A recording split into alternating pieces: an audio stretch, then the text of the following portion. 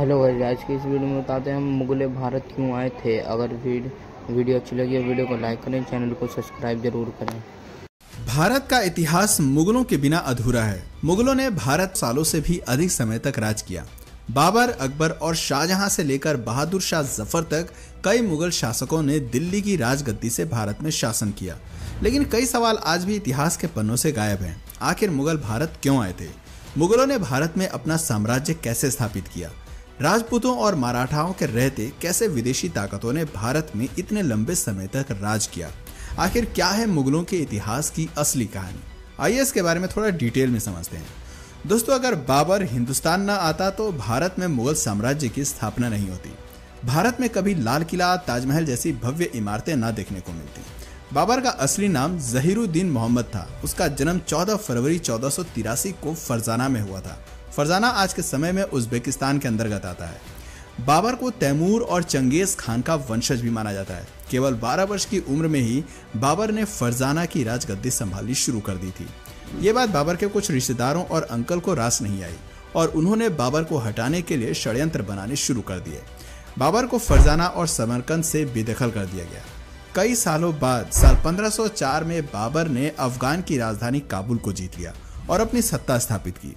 लेकिन बाबर सिर्फ काबुल से संतुष्ट होने वाला नहीं था, वो अपने साम्राज्य का विस्तार करना चाहता था। बाबर जानता था कि यदि उसे साम्राज्य का विस्तार करना है तो इसके लिए धन दौलत की भी जरूरत होगी और उस समय भारत से ज्यादा धन शायद ही किसी और के पास था। दुनिया भर में उस समय भारत को दुनिया में सोने की चिड़िया कहा जाता था। 1525 में बाबर ने भारत में एंट्री करने की योजना पर काम करना शुरू किया। भारत को गुलाम बनाने और यहाँ राज करने के उद्देश्य से उसने भारत का रुख किया। उस समय हिंदुस्तान में लोधी वंश का राजा इब्राहिम लोधी का शासन चल रहा था। इसके अलावा राजस्थान में राजपुताना का शासन चल रहा था, तो वहीं साउथ में विजयनगर अंपायर अपने पैर पसार रहा था। इब्राहिम लोधी बहुत सनकी था। उसे कुर्सी से हटाने के लिए उसके चाचा अलाउद्दीन लोधी और पंजाब के गवर्नर दौलत खान ने एक प्लान बनाया और काबुल से बाबर को भारत आने का निमंत्रण भेजा। बाबर को तो जैसे इसी मौके का इंतजार था और तुरंत ही अपनी सेना के साथ उसने भारत की ओर रुख कर दिया। 15 दिसंबर 1525 को उसने सिंधु नदी पार की। बाबर के पास सिर्फ 12,000 की सैनिकों की टुकड़ी थी। सिंधु नदी को पार करते ही बाबर ने पंजाब प्रांत को जीतना शुरू कर दिया। बाबर के पास दमदार आर्मी के साथ ही तोपखाने और बारूद यानी कि गन पाउडर भी था। बैटल ऑफ पानीपत भारत की धरती पर लड़ा गया पहला युद्ध था जिसमें गन पाउडर का इस्तेमाल किया गया था। बाबर एक कुशल आर्मी कमांडर भी था। उसे युद्ध का बहुत अच्छा खासा तजुर्बा था, साथ ही उसकी स्ट्रेटजी भी कमाल की थी। वहीं दूसरी ओर इब्राहिम लोधी के पास 1 लाख सैनिकों की विशाल आर्मी थी, जिसमें पैदल सैनिक, हाथी, घोड़े, बैलगाड़ियां सब कुछ थी। इतनी बड़ी सेना को देखकर भी बाबर का हिम्मत डगमगाया नहीं। वो काफी बहादुर योद्धा माना जाता था। काबुल सहित पूरे अफगानिस्तान और उज्बेकिस्तान में आज भी बाबर को एक महान योद्धा के रूप में जाना जाता है। कई जगह उसके पुतले भी लगे हैं। वहां के लोगों को बताया जाता है कि बहुत कम सेना के साथ बाबर ने भारत पर फतह हासिल की थी। पानीपत दिल्ली से करीब 60 किलोमीटर की दूरी पर स्थित है और वर्तमान समय में हरियाणा का एक जिला है। बाबर ने इब्राहिम लोधी को युद्ध के लिए ललकारना शुरू किया। अपनी रणनीति वो पहले ही बना चुका था। उसने दुश्मन के इलाके में एक खाई खुदवाई जिससे कि लोधी की सेना ज्यादा फैलाव न कर पाए और बाबर की सेना को आसान टारगेट मिल सके। बाबर की सेना के कुछ लोगों ने कहा कि हमें वापस लौट जाना चाहिए, लेकिन बाबर ने वापस जाने से साफ इनकार कर दिया। उसने कहा कि हम इतनी दूर आए हैं तो अब दिल्ली जीते बिना वापस नहीं लौटेंगे। बाबर अपनी सेना की प्लानिंग बहुत अच्छी तरीके से करता था। सबसे आगे स्काउट्स खड़े होते थे जो दुश्मन सेना की खबर बाबर तक पहुंचाते थे।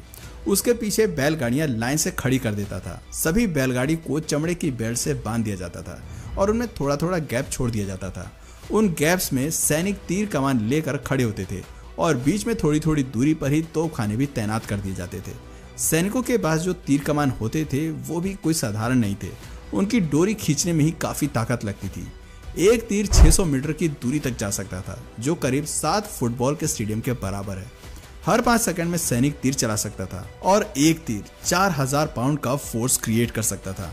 बाबर के पास एक वेल ऑर्गेनाइज्ड आर्मी थी। दूसरी ओर लोधी की सेना ने भी मैदान में डेरा डाल दिया, जिसमें 1 लाख से अधिक सैनिक थे। लेकिन इतिहासकारों ने लोधी की सेना को सेना न कहकर बल्कि मेले का नाम दे दिया। बाबर और लोधी दोनों ही सामने वाली सेना के पहले आक्रमण करने का इंतजार कर रहे थे। बाबर जानता था कि उसने पहले अटैक किया तो उसके जीतने की संभावना कम हो जाएगी। 19 अप्रैल 1526 की रात को वो अपनी सेना की एक छोटी सी टुकड़ी को लोधी के कैंप में भेजता है।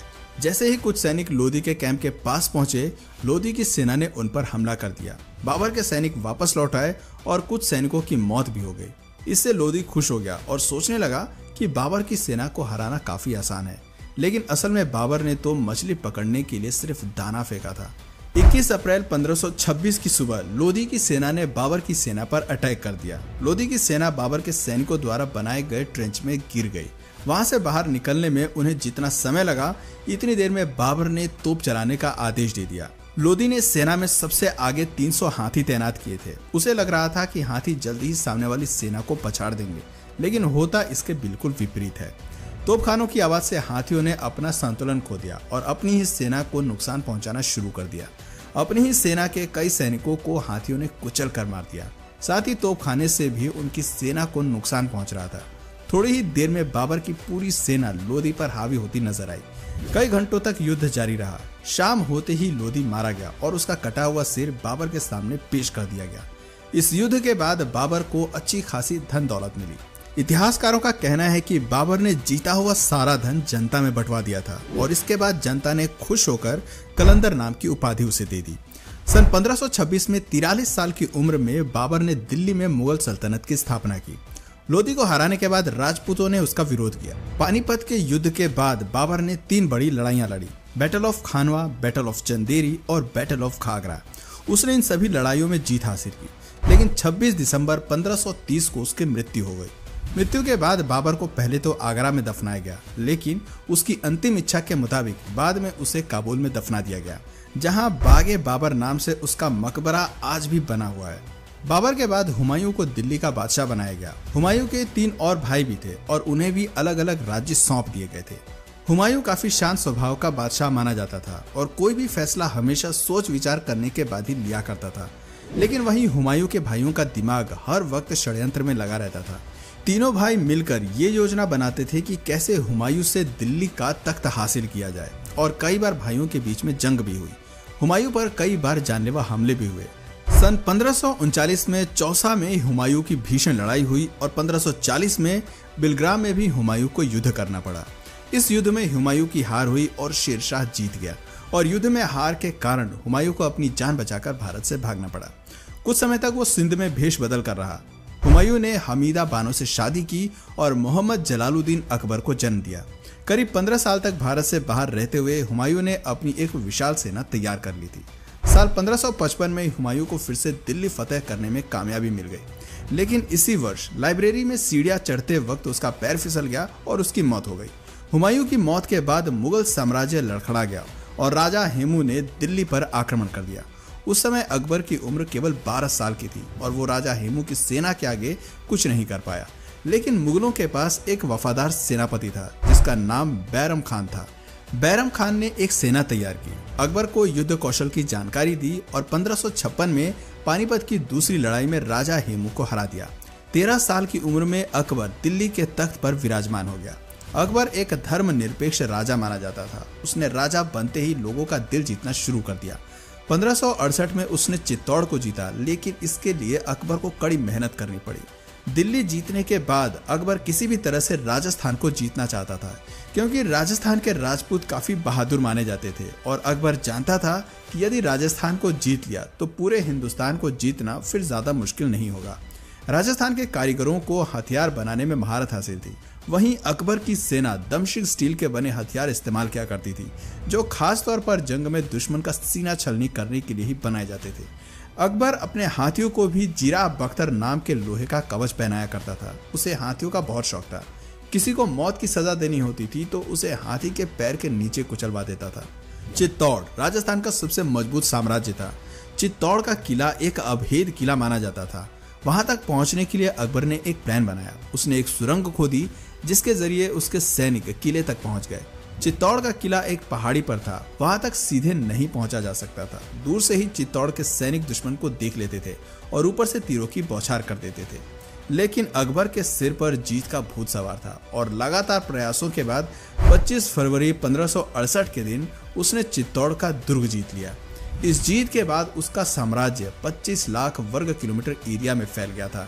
उसकी सेना ने मैच लॉक बंदूकों का इस्तेमाल करना भी शुरू कर दिया, जो दूर से ही दुश्मन की सेना में आतंक मचाने के लिए जाना जाता था।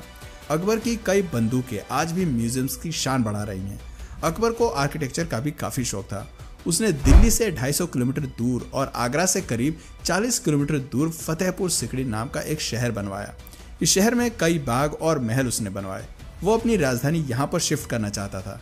फतेहपुर में पानी की कमी न हो, इसके लिए डैम बनवाए और किले तक पानी पहुंचाने के लिए इंजीनियर्स की मदद से मशीनों का निर्माण कराया। वो मशीन्स उस समय इंजीनियरिंग का बेजोड़ नमूना थी। कहा जाता है कि अकबर ने खुद शहर का नक्शा तैयार किया था और शहर बनाने में उसने खुद भी मजदूरों के साथ कुछ दिन काम भी किया था। 16 साल फतेहपुर सिकड़ी को बसाने में लगे, लेकिन ये शहर बहुत जल्द वीरान हो गया। दोस्तों, अकबर एक अनपढ़ मुगल बादशाह था। उसने हिंदुओं पर लगने वाले जजिया कर समाप्त कर दिए थे। साल 1605 में अकबर की फूड पॉइजनिंग के कारण उसकी मौत हो जाती है। अकबर के बाद सलीम के हाथ में दिल्ली की कमान आई। सलीम असल में एक अय्याश किस्म का व्यक्ति था। सलीम को अपना नाम भी पसंद नहीं था और उसने अपना नाम बदलकर जहांगीर रख लिया। जहांगीर को अन्यायी लोगों से सख्त नफरत थी। गुनहगारों को वो सख्त से सख्त और क्रूर से क्रूर सजा दिया करता था। जहांगीर ने अपने जीवन काल में कुल 20 शादियां की थी। मानबाई सबसे मशहूर रानी हुई, लेकिन जहांगीर सबसे ज्यादा प्रेम नूरजहां से किया करते थे। जहांगीर के शासनकाल में ही अंग्रेजों ने भारत में आकर ईस्ट इंडिया कंपनी की स्थापना की थी और व्यापार करने की इजाजत मांगी थी। 20 बीवियों से जहांगीर की कई संतानें हुई, लेकिन उसका केवल एक पुत्र ही जीवित रहा, जिसका नाम खुर्रम खान उर्फ शाहजहां रखा गया। सन 1627 में जहांगीर की मौत के बाद शाहजहां दिल्ली का बादशाह बना। शाहजहां के शासनकाल में दिल्ली सहित पूरे हिंदुस्तान ने तेजी से तरक्की की। दुनिया का 1/4 सामान का प्रोडक्शन केवल भारत में ही हो रहा था। आर्थिक तौर पर दिल्ली मजबूत होता गया। आर्ट और आर्किटेक्चर को भी उस दौर में काफी बढ़ावा मिला। मोती मस्जिद, विश्व प्रसिद्ध ताजमहल, दिल्ली का लाल किला, दीवाने आम और दीवाने खास जैसे कई नायाब नमूनों का निर्माण शाहजहां ने ही करवाया था। शाहजहां ने अपने लिए एक मयूर सिंहासन भी बनवाया था, जिसमें कई बेशकीमती हीरे जड़े हुए थे। लेकिन 1639 में ईरान के राजा नादिर शाह ने युद्ध में शाहजहां को परास्त कर दिया था और इसके बाद नादिर शाह अपने साथ मयूर सिंहासन वापस ले गया था। शाहजहां जब बूढ़ा होने लगा तो उसने अपना राजपाट बेटों को सौंपने का फैसला किया। शाहजहां ने अपने बड़े बेटे दारा शिकोह को दिल्ली की राजगद्दी सौंपी। दारा शिकोह सभी धर्मों का आदर किया करता था और एक न्यायप्रिय राजा था। लेकिन दारा शिकोह के राजा बनते ही शाहजहां के तीसरे बेटे औरंगजेब को हजम नहीं हुई। औरंगजेब ने सन 1658 में अपने भाई के खिलाफ युद्ध छेड़ दिया और दिल्ली का बादशाह बन गया। बादशाह बनते ही औरंगजेब ने अपने पिता को आगरा के किले में बंद करवा दिया और अपने भाई को मौत के घाट उतार दिया। औरंगजेब कितना क्रूर था, इसका अंदाजा आप इस बात से लगा सकते हैं कि भाई के मौत के बाद उसका गला धड़ से अलग करके औरंगजेब अपने पिता के पास ले गया था। औरंगजेब के बादशाह बनते ही हिंदुओं पर अत्याचार करने उसने शुरू कर दिए। जगह जगह मंदिर तुड़वाकर मस्जिदों का निर्माण कराया। कई हिंदुओं का जबरन धर्म परिवर्तन किया गया। उसके शासनकाल में ही हर जगह कत्ले आम हो रहा था। ये बातें मराठा, मारवाड़ा, राजपूत सहित कई हिंदू राजाओं को पसंद नहीं आई और औरंगजेब के खिलाफ युद्ध का शंखनाद कर दिया। औरंगजेब युद्ध में घायल हुआ और करीब 3 महीने तक वो बिस्तर पर ही रहा और सन 1707 में बिस्तर पर ही उसने दम तोड़ दिया। औरंगजेब की मौत के बाद मुगल साम्राज्य धीरे धीरे अंधेर की ओर बढ़ने लगा। इसके बाद दिल्ली में कई मुगल बादशाह बने, लेकिन किसी में भी वो बात नहीं थी जो अभी तक के सभी मुगलों में थी। सन 1707 से 1712 तक बहादुर शाह प्रथम ने राज किया। उसके बाद जहांदर शाह, फारुखसियार, मोहम्मद शाह रंगीला, आलमगीर, शाहजहां तृतीय, अकबर द्वितीय सहित कई राजा हुए। किसी ने भी बहुत अधिक समय तक राज नहीं किया और बहुत कम समय में ही दिल्ली के बादशाह बदलते रहे। वहीं दूसरी ओर अंग्रेज लगातार मजबूत हो रहे थे और कई राज्यों में मुगलों के शासन का अंत हो चुका था। मुगलों के अंतिम शासक बहादुर शाह जफर द्वितीय हुए, जिनकी मौत सन 1862 में म्यांमार में हुई थी। लेकिन बहादुर शाह जफर की मौत से पहले ही मुगल साम्राज्य का अंत हो गया था। सन 1857 मुगल साम्राज्य का दिल्ली में अंतिम समय माना जाता है। तो दोस्तों, ये थी भारत में मुगलों के इतिहास की असली कहानी। दोस्तों, अगर इसी तरह के और भी इंटरेस्टिंग टॉपिक्स आपको पसंद है तो नीचे कमेंट सेक्शन में पार्ट 2 जरूर लिखिएगा। और अगर इस वीडियो से आपको कुछ नया जानने या सीखने को मिला या फिर इंटरेस्टिंग लगा तो प्लीज़ इस वीडियो को एक लाइक करके अपने फ्रेंड्स और फैमिली में से ज़रूर शेयर करें। और यदि आप इस चैनल पर नए हैं तो प्लीज़ इस चैनल को सब्सक्राइब करके बेल नोटिफिकेशन आइकन को ऑन कर लीजिए ताकि हमारे आने वाले वीडियोज़ आप मिस ना करें। मिलते हैं फिर किसी वीडियो में नए टॉपिक के साथ, तब तक के लिए नमस्कार।